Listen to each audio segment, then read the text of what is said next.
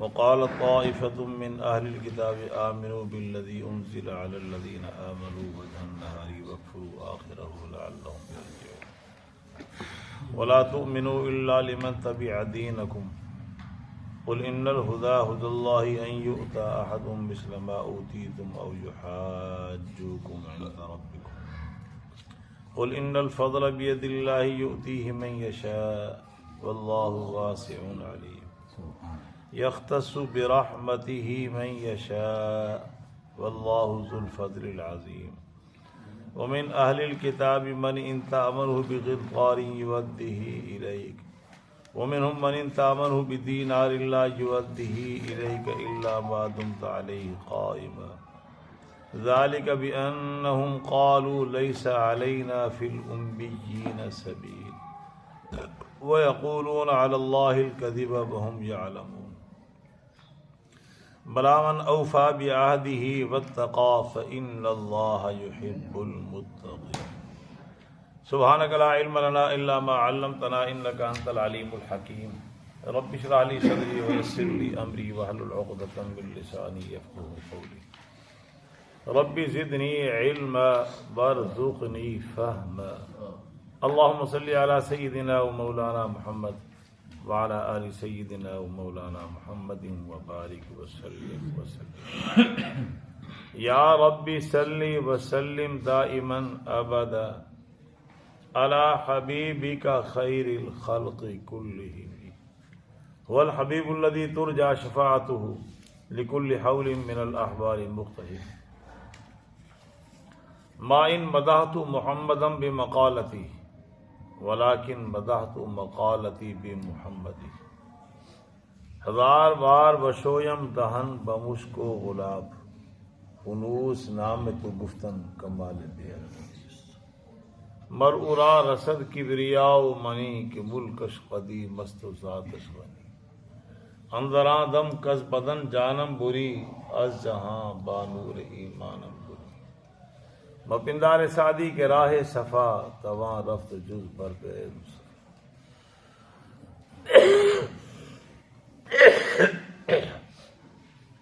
خدایا بحق کے بنی فاطمہ برقول ایما کنی خاتمہ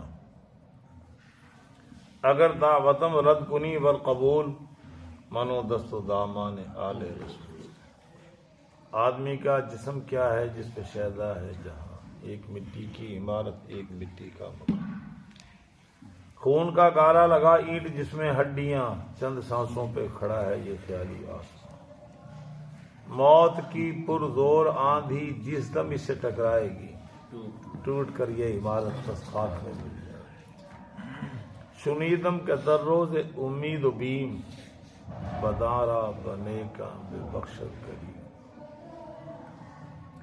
خلاف پیمبر کسیرا گزید کہ ہرگز بمنزل نہ خواہد رسید ارشاد باری تعالی اور کہا ایک گروہ نے اہل کتاب میں سے اس پہ ایمان لاؤ جو اتارا گیا ہے ان ایمان والوں پر دن کے شروع میں اور دن کے آخر میں اس کا انکار کر دو شاید کہ وہ لوگ واپس آ جائیں اور نہ ایمان لاؤ مگر اسی چیز پر مگر اس پر جس نے پیروی کی تمہارے دین کی فرما دیجئے بے شک ہدایت اللہ ہی کی ہدایت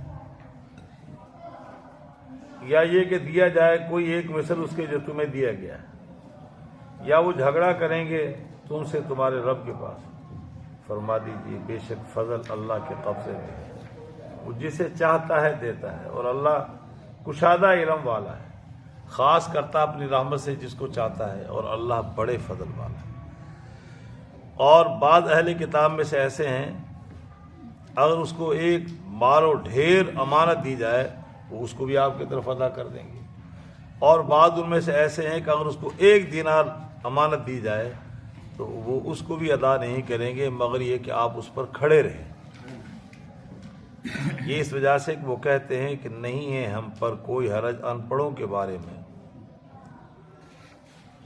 کے بارے میں ہم پر کوئی حرج نہیں کوئی سبیل نہیں ہے اور وہ اللہ پر جھوٹ کہتے ہیں ذرا حالانکہ وہ جانتے ہیں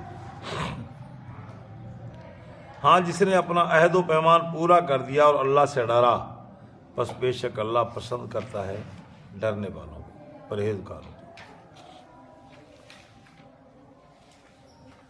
گزشتہ آیات میں اللہ جل جلالہ و منوالہ نے ان یہود و نصارہ کی اندر کی کیفیت کو بیان فرمایا۔ وَدَّ طَائِفَةٌ مِّنْ أَهْلِ الْكِتَابِ لَوْ يُضِلُّونَكُمْ، ان کی منشا، آرزو اور تمنا یہ ہے ان اہل کتاب کی کہ وہ تمہیں گمراہ کریں، وہ تمام دنیا بھر کے ادیان والوں کو ان کے دین چھڑا کر انہیں اپنے دین میں لے آئیں۔ اللہ جل جلالہ و نے ارشاد فرمایا کہ یہ در حقیقت اپنے آپ کو گمراہ کر رہے ہیں، انہیں شعور نہیں۔ دو باتیں مزید اللہ نے انکار فرمائی ان اہل کتاب کو مخاطب کر کے، تم جان بوجھ کے اللہ کی آیات کا کیوں انکار کر رہے ہو؟ تمہاری کتابوں میں کیا ہمارے آخری پیغمبر کا تعارف نہیں کرایا گیا؟ آخری پیغمبر ہی کا نہیں، آخری پیغمبر پہ جو ایمان لانے والے اصحاب رسول ہیں ان کا بھی ذکر تھا توریت اور انجیل۔ سیماہم فی وجوہہم من اثر السجود ذالک مثلہم فی التوراۃ ومثلہم فی الانجیل۔ اور ارشاد فرمایا کہ دوسرا، تم یہ جرم جان بوجھ کے کر رہے ہو، باطل کو حق کے ساتھ ملاتے ہو اور کتمان حق کرتے ہو، حق بات کو چھپاتے ہو۔ تمہارے ہاتھوں میں جو مذہب ہے یہ باطل ہے، اور میں نے آخری نبی کے ہاتھوں میں جو مذہب تھمایا ہے وہ حق ہے، تم اپنے باطل کو حق کے ساتھ ملانے کی کوشش کر رہے ہو۔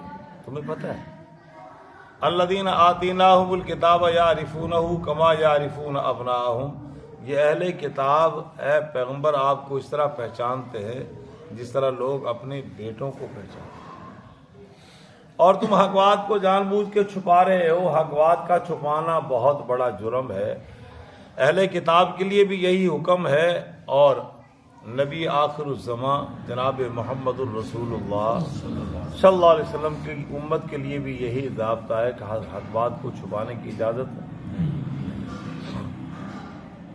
آج ہم نے آیت مبارکہ پڑھی، اس میں اللہ جل جلالہ و منوالہ نے ان کی ایک اور بددیانتی کا ذکر کیا۔ پچھلی آیات میں دینی بددیانتی تھی، اس آیت میں مادی بددیانتی کا ذکر ہے۔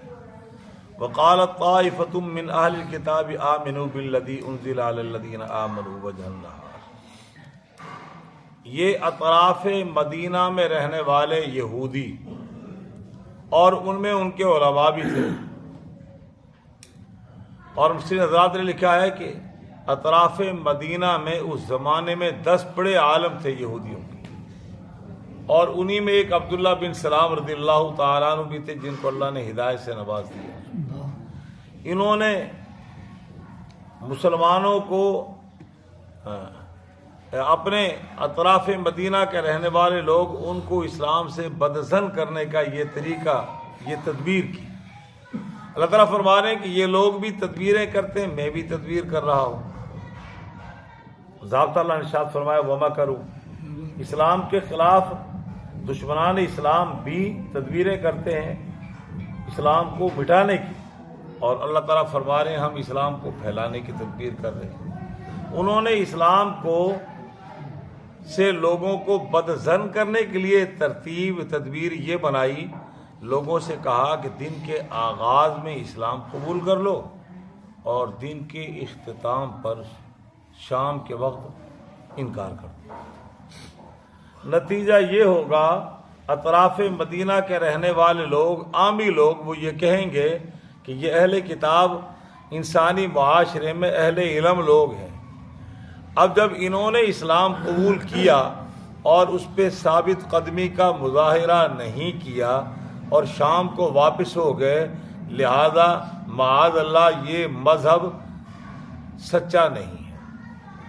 تو تمہاری دیکھا دیکھی اور بھی جو سچے دل سے ایمان لائیں وہ بھی پیچھے ہٹنے شروع ہو جائیں گے۔ وقالت طائفۃ من اہل الکتاب آمنوا بالذی انزل علی الذین آمنوا وجہ النہار، اہل کتاب کے ایک گروہ نے یہ کہا ایمان لاؤ اس چیز پہ جو ان پہ اتارا گیا ہے، اس سے مراد امام الانبیاء کے پیروکار، وجہ النہار دن کے شروع میں، وقفرو آخرہ اور اس دن کے آخری حصے میں اس مذہب کا انکار کیا، لعلہم یرجعون، یہ بھی لوٹ آئے۔ اور دوسرا انہوں نے یہ ضابطہ آپس میں طے کیا، وَلَا تُؤْمِنُوا إِلَّا لِمَنْ تَبِعَ دِينَكُمْ، ان مذہب اسلام کے اندر جو بات تمہارے دین سے ملتی جلتی ہے اس کی پیروی کر لو، باقی باتوں کی پیروی۔ تو ان کو بے حد ضد تھی اسلام سے، اور امام الانبیاء جناب محمد الرسول اللہ صلی اللہ علیہ وسلم، اصل میں ان کا ذوق یہ تھا کہ آخری پیغمبر آئے بنو اسحاق میں سے، ایسا وہ کس میں سے آئے؟ بنو اسماعیل میں سے۔ یہ حسد کی آگ میں بغیم بینہم، باہمی مخالفت اس لیے کر رہے ہیں کہ بنو اسحاق میں سے کیوں نہیں آئے۔ اللہ جل جلالہ امن والو اس کے جواب میں ارشاد فرما رہے ہیں کہ ان سے کہہ دو ہدایت تو وہ ہے جس کو اللہ ہدایت کہے۔ جب اللہ نے توریت کو ہدایت بنایا پوری انسانیت کے لیے وہی ہدایت تھی، جب انجیل کو باعث سبب ہدایت بنایا تو وہ ہدایت کا ساما اس میں تھا، جب اللہ نے اس کو منسوخ کر دیا اور نئے نبی کو بھیج دیا، اب وہ تورات کا نظام بھی نہیں چلے گا اور انجیل کا نظام بھی نہیں چلے گا، نہ ان نبیوں کی نبوت کا دور چلے گا۔ اللہ نے ان کتاب اور ان صاحب کتاب پیغمبروں کے ادیان کو منسوخ کر دیا، اور اب کس کا کلمہ چلے گا؟ لا الہ الا اللہ محمد الرسول اللہ۔ یہی وجہ ہے کہ ایک دفعہ امام الانبیاء جناب محمد الرسول اللہ صلی اللہ علیہ وسلم نے دیکھا کہ آپ گزر رہے ہیں اور فاروق اعظم تورات کے اوراق کا مطالعہ فرما رہے ہیں، اور اتنے گہرے مطالعے میں مصروف ہیں کہ پتہ نہیں چلا کہ سرکار دو عالم گزر رہے ہیں، ساتھ صدیق ہمراہ ہے۔ تو انہوں نے اشارہ کیا کہ امام الانبیاء کے چہرے پہ تم غصے کے آثار نہیں محسوس کر رہے؟ تو فاروق اعظم رضی اللہ تعالیٰ عنہ نے فوراً، کیا شان تھی ان کی، کیا ادب کا انداز تھا، فوراً یہ نہیں کہا یا رسول اللہ معافی چاہتا ہوں، یا تو میں تو سرسری طور پہ پڑھ رہا تھا، فرمایا نہیں، رضیت باللہ ربا وبالاسلام دینا وبمحمد نبیہ، یہ تین جملے بار بار دہرائے، میں اللہ کے رب ہونے پہ راضی ہوں اور دین کے اسلام ہونے پہ راضی ہوں، اور امام الانبیاء آپ کی نبوت پہ میں راضی ہوں۔ یہ جملے رضیت باللہ ربا وبالاسلام دینا وبمحمد نبیہ، یعنی میرا ایمان اللہ پہ ہے اور اس کے سچے مذہب پر ہے اور اس کے سچے نبی محمد پر، اس پر نہیں ہے جو میرے ہاتھوں میں۔ نبی علیہ الصلوۃ والسلام نے اس کے بعد ارشاد فرمایا، لو کان موسیٰ حیا لما وسعہ الا اتباعی، اے عمر غور سے سنو، اگر یہ صاحب کتاب پیغمبر موسیٰ علیہ الصلوۃ والسلام بھی میرا زمانہ پالیں تو انہیں بھی کوئی چارہ کار نہیں ہوگا بجز اس کے کہ وہ مجھ محمد پہ ایمان لائیں، لما وسعہ الا اتباعی۔ اور اس کی تکمیل کے لیے اللہ نے عیسیٰ علیہ الصلوۃ والسلام کو زندہ اٹھایا اور قرب قیامت کے ان کو اتارا جائے گا، اور جو اپنی اس حیات میں پڑھتے اور پڑھواتے رہے لا الہ الا اللہ عیسیٰ روح اللہ، اب خود بھی یہی پڑھیں گے، اسی کی تلقین کریں گے، لا الہ الا اللہ محمد الرسول۔ تو فرمایا قل ان الہدی ھدی اللہ، کہہ دیجئے ہدایت وہ ہے جس کو اللہ ہدایت۔ اب وہ کہنے لگے کہ اگر تم نے ان کی بات پہ ایمان لے آئے، ان یؤتی احد مثل ما اوتیتم، تو یہ کہیں گے کہ ان یؤتی، تمہیں بھی وہ چیز دی گئی مثل اس کے جو تمہیں دی گئی۔ جو حاجوکم عند ربکم، تم سے تمہارے رب کے ہاں یہ جھگڑا کریں گے، اگر تم اس پہ ایمان لے آئے تو یہ رب کے ہاں جھگڑا کریں گے۔ دیکھو یہ ایمان لانے کے بعد پھر بھی حقیقتاً ہمارے نبی کے پیروکار نہیں ہوتے، لہذا اس پہ ایمان معاذ اللہ، یہودیوں کی سازش کیا تھی، اس پہ نبی علیہ الصلوۃ والسلام اور آپ پہ جو کتاب نازل ہوئی اس پہ ایمان نہیں لانا، یہ رب کے ہاں تم سے جھگڑا کریں گے۔ چونکہ یہ بذام خیش ان کا ذہن یہ تھا، وقالوا لن يدخل الجنة الا من كان هودا او نصارى، یہودی کہتے تھے جنت میں صرف ہم جائیں گے، نصرانی کہتے تھے جنت میں ہم جائیں گے۔ اللہ تعالیٰ فرما رہے تلک امانیہم، ان کی دل کی آرزو ہے۔ حالانکہ جنت کا حقدار وہ ہوگا جو اللہ کے بتلائے ہوئے نازل کردہ ہدایت پر ایمان لائے۔ آگے فرمایا قل ان الفضل بید اللہ یؤتیہ من یشاء۔ یہ حسد کی آگ میں جل رہے تھے کہ نبی و آخر الزماں ہم میں سے کیوں نہیں آیا۔ اور اللہ جل جلالہ و والوں نے ایک جگہ پر ارشاد فرمایا یا بنی اسرائیل اذکروا نعمتی التی انعمت علیکم وانی فضلتکم علی العالمین۔ میں نے تم کو جہاں والوں پر فضیلت دی۔ اب وہ وضام خیش ان کی سوچ یہ جب فضیلت والے ہم ہیں، ہم سب سے عمدہ ہے، تمہاری کتاب بھی کہہ رہی ہے، تو اللہ تعالیٰ فرما رہے ہیں وَأَنَّ الْفَضْلَ بِيَدِ اللَّهِ، فضل کس کے قبضے میں ہے؟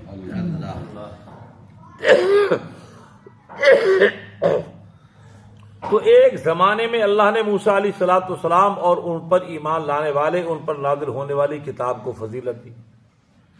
جو زمانہ موسوی ہے اس زمانے میں آسمان کے نیچے زمین پر ان سے زیادہ فضیلت والا علی العالمین، پوری دنیا میں سب سے زیادہ فضیلت والے تھے موسوی لوگ۔ جب وہ زمانہ بیت گیا، نبی آخر زمان کا زمانہ آیا، تو اللہ تعالیٰ فرما رہے فضل تو میرے قبضے میں جس کو چاہوں فضیلت دوں۔ اب تمہارا فضیلت کا دور گزر گیا، تمہارا فضیلت کا زمانہ بیت گیا، اب فضیلت کا زمانہ ہے امت محمدیہ کا۔ فرمایا وَكَذَلِكَ جَعَلْنَاكُمْ أُمَّةً وَسَطًا، تمہیں امت وسط بنایا، عادلانہ امت بنایا، درمیانی امت بنایا۔ اور فرمایا کنتم خیر امۃ، تم سب سے بہتر امت۔ ارشاد باری تعالیٰ تم سب سے اب بہتر موسیٰ اور موسوی زمانہ اور عیسیٰ اور عیسوی زمانہ نہیں، اب بہتر کون ہے؟ جناب محمد اور ان کا زمانہ۔ چنانچہ آپ نے ارشاد فرمایا خیر القرون قرنی، اب سب سے بہتر زمانہ مجھ محمد کا زمانہ۔ اور یہ ایسا کیوں کر ہے؟ یہ اس لیے فضیلت کا منبع اور اس کا چشمہ کس کے قبضے میں ہے؟ قل ان الفضل بید اللہ، کہہ دو کہ فضل تو مجھے اللہ کے ہاتھ میں۔ اور ایک مقام میں فرمایا وَأَنَّ الْفَضْلَ بِيَدِ اللَّهِ يُؤْتِيهِ مَن يَشَاءُ، یہاں بھی یہی ارشاد فرمایا کہ فضل مجھے اللہ کے قبضے میں، اب میری مرضی جس کو چاہوں دوں۔ ایک زمانہ تھا کہ میں نے موسیٰ اور اس کی قوم کو فضیلت دی جہاں والوں پر، شرقاً غرباً شمالاً جنوباً، سب سے زیادہ فضیلت والے اس زمانے میں رائے صاحب کون تھے؟ امت موسوی۔ اور اب فرمایا ساری اس کائنات میں برگزیدہ خلائق وہ ہے امام الانبیاء جناب محمد الرسول اللہ، اور امتوں میں سب سے افضل امت اب میں نے کس کو بنا دیا؟ امت محمدیہ۔ اور فرمایا واللہ واسع علیم، اللہ کشادہ علم والا ہے۔ تم جو اوچھی اور کمینی حرکتیں کر رہے ہو یا اللہ کے علم سے ماورا نہیں ہے، اللہ اس سے بے خبر میرے علم میں، میرا علم کشادہ ہے۔ میں نے اپنی علم کی وسعتوں کے مطابق اس زمانے میں تمہیں فضیلت دی، اور اس آخری زمانے میں امام الانبیاء اور آپ کی امت کو فضیلت دی، اور تم اس زمانے میں جو کچھ بھی اوچھی اور کمینی حرکتیں کر رہے ہو، میرا علم اتنا وسیع ہے، یہ تم میرے علم کی دسترس سے باہر نہیں، واللہ واسع علیم۔ پھر اسی کو دہرایا یختص برحمتہ من یشاء، وہ اپنی رحمت سے جس کو چاہتا ہے خاص کر لیتا ہے۔ آج ہم نہیں دیکھ رہے کہ اللہ اپنی رحمت سے جس کو خاص کرنا چاہے اس کے لیے قومیت علاقائیت بھی شرط نہیں ہے۔ جس قوم اور برادری کے بچے کو چاہے حفظ قرآن کے لیے مختص کر لے، جس کو چاہے علم کے لیے مختص کر لے، اور جس کو چاہے مقام تصوف کے لیے منتخب فرما لے، اور جس کو چاہے وہ اللہ تقوی اور پرہیزگاری کے لیے منتخب فرما لے۔ ایسا نہیں ہے۔ حضرت لاہوری رحمۃ اللہ علیہ کس گھرانے میں پیدا ہوئے؟ ویسا کس گھرانے میں؟ موروثی طور پر مسلمانوں کے گھرانے میں پیدا، یختص برحمتہ من یشاء۔ ان کو سکھ گھرانے میں پیدا ہونے کے باوجود اللہ نے ہدایت سے، نور ہدایت سے نوازا، اور پھر مسلمانوں کا پیشوا اور رہبر و رہنما بنا دیا۔ مولانا عبید اللہ سندھی رحمۃ اللہ علیہ جو انہی کے سسر ہیں، وہ بھی کس گھرانے میں پیدا ہوئے؟ سکھ۔ پھر فاضل دارالعلوم دیوبند بنے، اور پھر وہ اتنے مجاہد بنے پھر اسلام کی اشاعت کے لیے در در کی ٹھوکریں کھائی انہوں نے، کریا کریا نگر نگر گلی گلی گئے. یختص برحمتہ من یشاء. ہمارے ایک استاد سے مولانا عبید اللہ صاحب نور اللہ مرقدہ وبرد مضجعہ، رات بھی ایک مجلس میں مولانا محمود عالم صاحب امین وقاڑی صاحب کے علم و فضل کے وارث آپ کو سلام بھی بھیجا، تو آپ کی خیریت بھی پوچھی انہوں نے، درس قرآن کا پوچھا اور فرمایا میرا سلام پیش کرتے ہیں. تو ان کی مجلس میں رات تذکرہ آ گیا میرے استاذ اور میرے جیسے ہزاروں علماء، مولانا طارق جمیل صاحب دامت برکاتہ میں نے بھی بخاری شریف انہی سے پڑھی جامع رشید صاحبال میں. میں قصور کی سرزمین پہ ایک مجلس میں تھے، مولانا طیب شاہ صاحب رحمۃ اللہ علیہ فاضل ڈھابیل، اللہ مولانا شاہ کشمیر رحمۃ اللہ علیہ کے تلمید خاص تھے. مجھے کہنے لگے مولوی عمر آپ نے درس نظامی کہاں پڑھی؟ میں نے کہا جامع رشیدیہ. فرمانے لگے مولانا عبداللہ صاحب سے آپ نے سبق پڑھا؟ میں نے کہا جی ہاں. مسکرا کے فرمانے لگے پھر میں اور آپ ساتھی ہیں. میں نے کہا تو وہ کیسے؟ کہ میں ان کا شاگرد ہوں. میں کہا حضرت آپ ان کے شاگرد؟ فرمایا ہاں، ہندوستان میں میرے ابو جی نے ان کے پاس مجھے بھیجا، اور عطا اللہ شاہ بخاری رحمۃ اللہ علیہ کے بڑے بیٹے ابو معاویہ ابو ذر بخاری رحمۃ اللہ علیہ وہ میرے اسواق کے ساتھی ہیں. پھر فرمانے لگے کہ مدرسے میں تمام بچوں کو چارپائی دی ہوئی تھی اور ہمیں کہا تھا تسی پنجے پینا میرے منجے دے نال تھلے، اس واسطے کہ تسی سید زادے ہو، صاحب زادے ہو، تواڈے دماغ چوں میں صاحب زدگی کڈنی ہے، تانوں منجا دیتا تو علم نہیں جانا.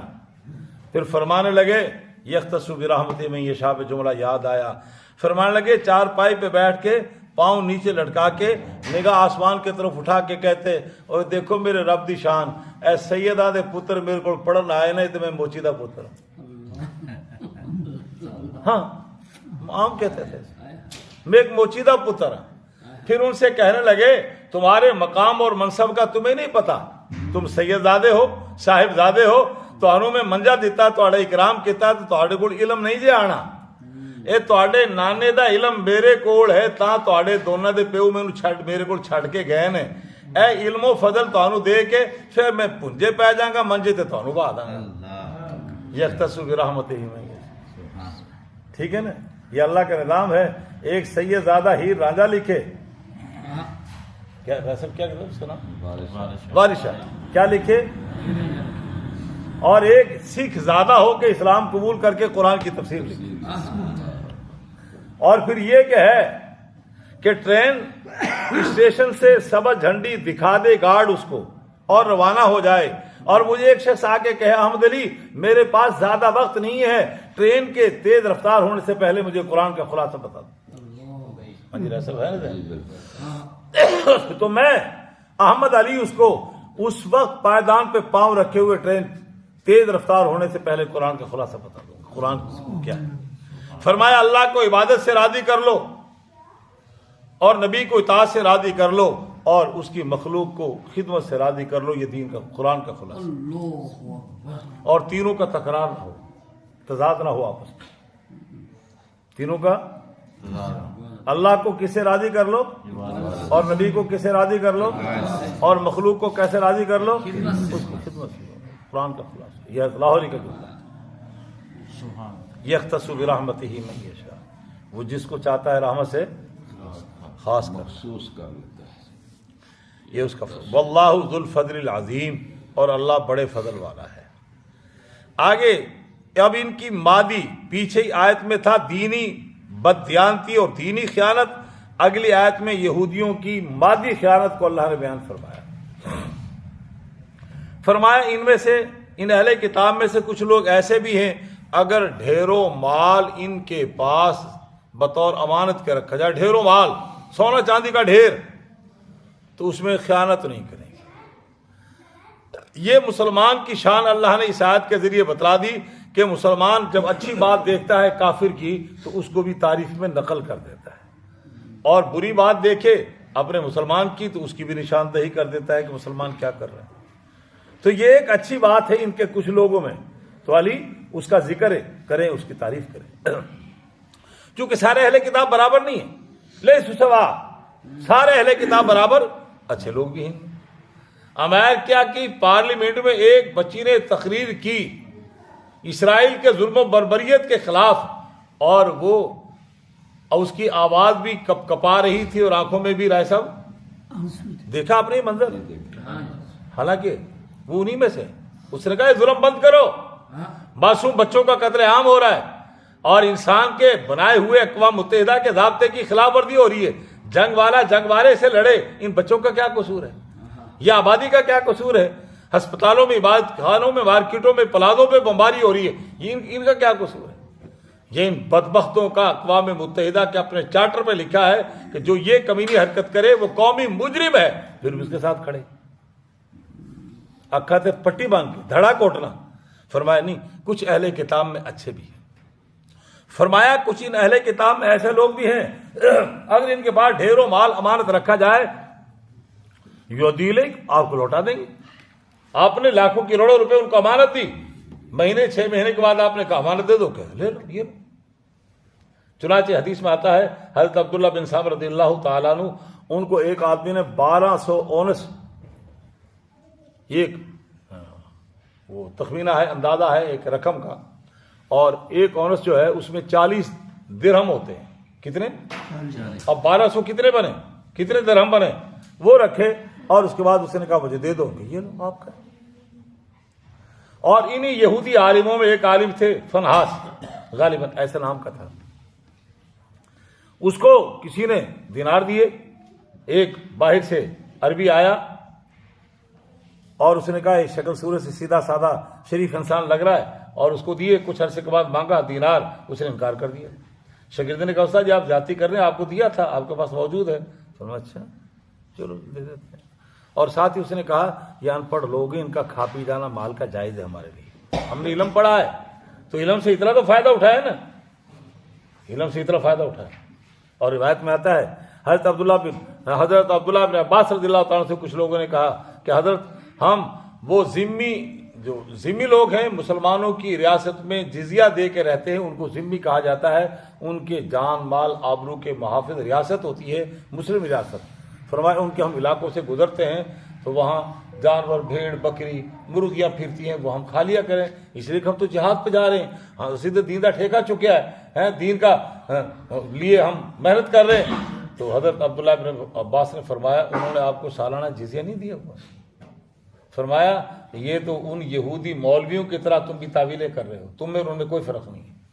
بدیانتی ہے, کھانا جائز نہیں. ان کی فصلوں میں سے مکائی کھڑی ہے, سٹا توڑ کے کھا لیا, گنے کی فصل کھڑی ہے اور ایک کماد میں سے گنا نکال کے چوس لیا. فرمایا بالکل جائز نہیں, بالکل. تو یہ اللہ تعالیٰ فرما رہے ہیں یہ دینی طور پہ خیانت ان میں تھی اور مادی اعتبار سے بھی خیانت کرتے تھے. واللہ لا یحب الخائنین, اور اللہ خائنوں کو پسند نہیں. اسلام میں خیانت کی اجازت نہیں ہے. فرمایا جو امانت میں خیانت کرتا ہے وہ ہم میں سے نہیں. تو فرمایا بعض ان میں سے وہ ہیں اگر ان کے پاس ڈھیروں مال امانت رکھا جائے اسے بھی واپس کر دیں گے. بعض ان میں سے وہ ہیں ان تامنوا بدینار, ایک دینار بھی امانت رکھیں, لا یؤدیہ الیک الا ما دمت علیہ قائما, اس کو بھی واپس کرنے کو تیار نہیں ہوگا جب تک سر پہ کھڑے نہ رہو, جب تک سر پہ کھڑے نہ رہو. اب اگر ہم بنظر غائب دیکھیں, بڑا چشمہ نمبر والا لگا کے دیکھیں تو یہ ساری بددیانتیاں مسلمانوں میں موجود ہیں یا نہیں؟ ساری امانت میں خیانت کا تصور ہے کہ نہیں؟ جبکہ کہا گیا جو امانت میں خیانت کرے یہ تو منافق کی نشانی ہے. اذا حدث وکذب واذا اؤتمن خان, منافق کی نشانیاں ان میں سے ایک نشانی امانت میں خیانت کرنا, بددیانتی کرنا. یہ قرآن بھی ہمارے پاس امانت ہے. آج کچھ لوگ چند ٹکوں کے لیے اس کے مسائل کو تبدیل کر رہے ہیں. اور مسلمان جسے واحد کی طرح ہے, مسلمان جیسے یہ میری اس انگلی کا ناخن کچا کٹ جائے تو پورا جسم بے چین ہوتا ہے. نبی علیہ الصلوۃ والسلام ارشاد فرمایا کہ مسلمان جسے واحد کی طرح ہے. آج دیکھ لیں اس جسے واحد کا ایک عضو فلسطین بھی ہے. پوری دنیا کی 57 یا 60 اسلامی ریاستیں کیا کر رہی ہیں؟ یہ بھی خیانت کا زمرہ ہے. کوئی طاقتور 80 لاکھ فوج ہے ہماری مسلمانوں کی, اور مادی اعتبار سے اللہ نے ہمیں بے پناہ نعمتوں سے نوازا ہے. اگر ہم مسلم اور کافر کا موازنہ کریں تو بیش بہا خزانے اللہ نے زیر زمین مسلمانوں کو دیے جو ان کے پاس نہیں. معدنیات کے خزانے سونا اور چاندی کے مسلمانوں کے پاس زیادہ، اور تیل وہ مسلمانوں کے پاس زیادہ ہے. اور اگر گیس کو دیکھا جائے تو وہ ازبکستان والے وہ جناب لی وہاں گیس بھرا پڑا ہے، کہتے ہیں مفت لے لو ہم مسلمانوں. اس کے باوجود کیا ہے، وہ ہمت جرأت نہیں ہے. تو فرمایا قالوا لیس علینا فی الامیین سبیل، یہ ان کے یہودی بدبخت علماء کہتے تھے ان ان پڑھ لوگوں کا کچھ مال کھا پی جائیں تو اس پہ مواخذہ نہیں ہے. یہ ان پڑھ لوگ ہیں نا، ہم نے علم حاصل کیا ہے، ہم معاوضہ عوض لے رہے ہیں.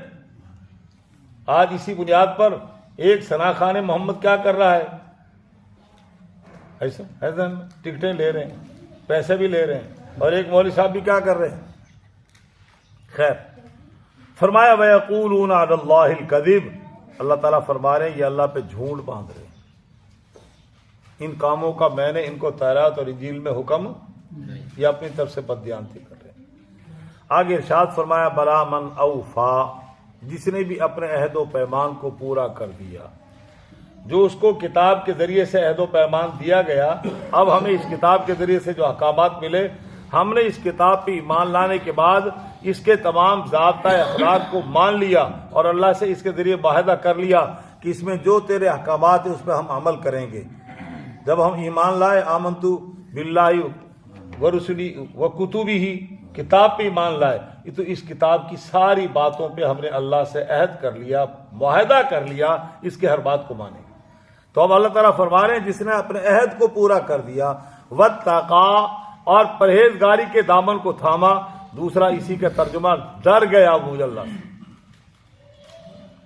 بچا لیا اس نے اپنے آپ کو کفر سے، شرک سے، اور نفاق سے، اور ہماری قسم کی معصیت سے.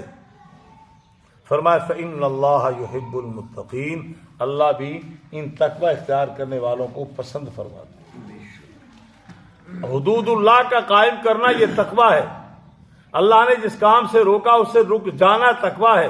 جس کام کا حکم دیا اس کو اختیار کرنا تقوی ہے. اس دائرے کے اندر رہنا، اللہ کے قائم کردہ حدود، جس کو اللہ نے فرمایا تلک حدود اللہ، یا ہم نے حدیں قائم کر دی، ادھر آگے نہیں جانا، ادھر آگے نہیں جانا، ادھر آگے نہیں جانا. اور اس کے اندر رہ کے اس دائرے میں رہ کے نماز، روزہ، حج، زکوٰۃ، امانت، دیانت، صداقت، شرافت، شجاعت، سخاوت، اور بڑوں کا اکرام، ماں باپ کا ادب، علماء کا ادب، صلحاء کا ادب، اور اس دائرے میں رہتے ہوئے ضعفاء، مساکین، محتاج، تنگ دست، کلاش، ان کے ساتھ تعاون کرنا ہے. اور باہر حدود سے باہر نہیں نکلنا. وہ شراب، زنا، چوری، ڈکیتی، قتل، غارت، یہ ان کو پھلانگ کر اس طرف نہیں جانا. تو فرمایا یہ ہے تقوی. اور فرمایا جس نے تقوی کو اختیار کر لیا بس اللہ ان متقین کو پسند فرماتے ہیں. اللہ جل جلالہ امن والو ہمیں یہود و نصارہ کی طرح بددیانتی کرنے سے اللہ ہماری حفاظت فرمائے. اور اس کتاب کے ذریعے جو ہم نے اللہ سے عہد و پیمان کیا ہے، ایفائے عہد کی اللہ تعالی ہمیں توفیق نصیب فرمائے. اور جو تقوی ہے، پرہیزگاری، اس کو اختیار کر کے اور اپنے اوپر اپنے کتاب اللہ کے تمام احکامات کو اپنے اوپر نافذ کرنے کی، دن کا اجالا ہو، رات کا اندھیرا ہو، اور وہ شہری زندگی ہو، مدنی زندگی ہو یا دیہاتی زندگی ہو، اور جس شعبہ ہے زندگیوں میں جس شعبے سے بھی ہمارا تعلق ہو، خواہ وہ بزنس ہے، کاروبار ہے، زراعت ہے، صنعت و حرفت ہے یا نوکری ہے، کسی بھی شعبے سے تعلق ہو، اس شعبے کے لیے اللہ نے جو احکامات دیے ہیں اس کا معاہدہ پاسداری کا اللہ ہمیں خیال کرنے کی اللہ ہمیں توفیق نصیب فرمائے. اور ہمیں 24 گھنٹے کی زندگی میں اللہ ہمیں تقوی اختیار کرنے کی توفیق نصیب فرمائے.